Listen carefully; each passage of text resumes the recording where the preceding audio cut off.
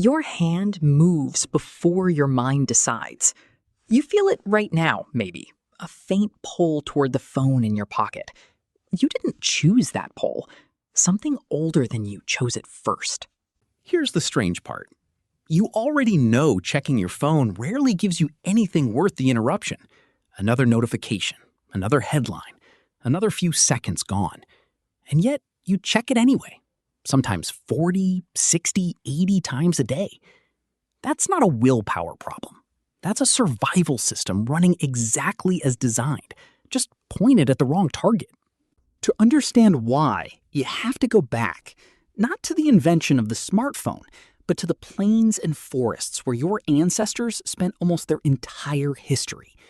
Back then, your brain evolved one job above all others: scan for changes in the environment. A rustle in the grass, a shift in the wind, a new sound from a place that used to be silent. Missing a real threat could mean death, so your brain built a system that rewards you, chemically, for noticing anything new. That reward chemical is dopamine, and here's what most people get wrong about it. Dopamine isn't the feeling of pleasure, it's the feeling of anticipation. Neuroscientist Wolfram Schultz, in his research on primate brains, found that dopamine spikes not when a reward arrives, but in the uncertain moment right before you know if it will.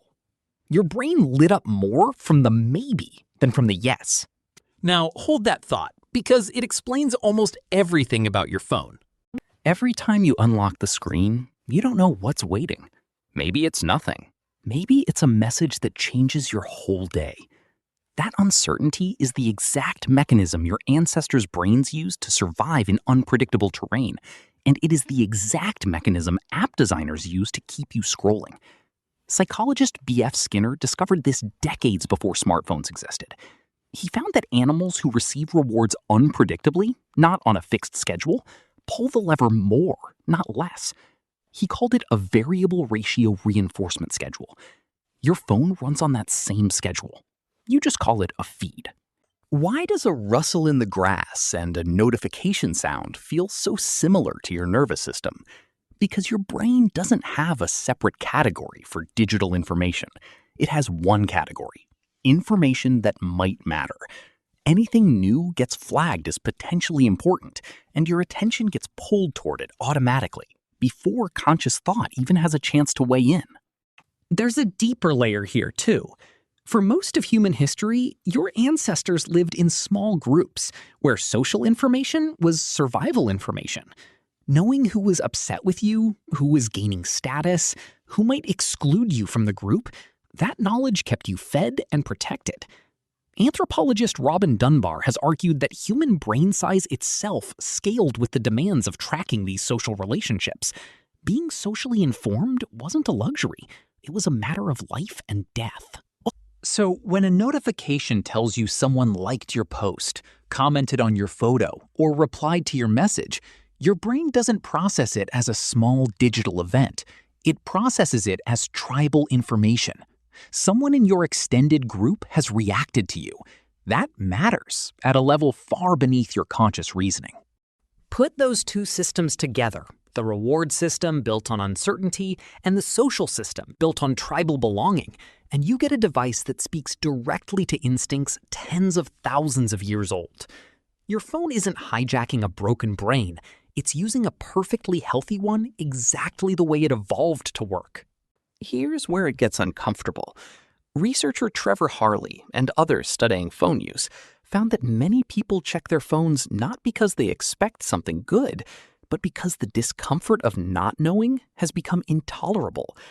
That gap between the last check and the urge to check again isn't curiosity anymore. It's closer to an itch. And every time you scratch it, the itch gets a little more sensitive, not less. This is what makes phones different from almost anything your ancestors evolved to handle. A predator in the grass was rare. A social slight in your tribe was occasional. But now, the cues that trigger these ancient systems arrive constantly, dozens of times an hour, engineered specifically to arrive that way. You are running Paleolithic software on an environment built to exploit it at industrial scale. So what do you do with that?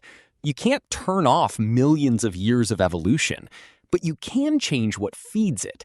Some researchers point to simple structural changes, keeping the phone out of arm's reach, turning off non-essential notifications, that reduce the number of times your ancient alert system gets triggered in the first place. Not because you suddenly develop more willpower, but because you remove the trigger before it ever reaches you. Think about the last time you truly forgot your phone existed for a few hours.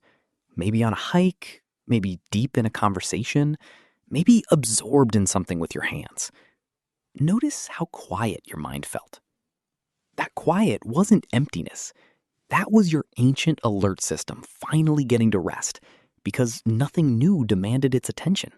Your hand still moves before your mind decides, most of the time. But now you know why. It's not weakness. It's not a flaw in your character. It's a survival instinct, still doing its job, just in a world that never stops pretending to be a threat.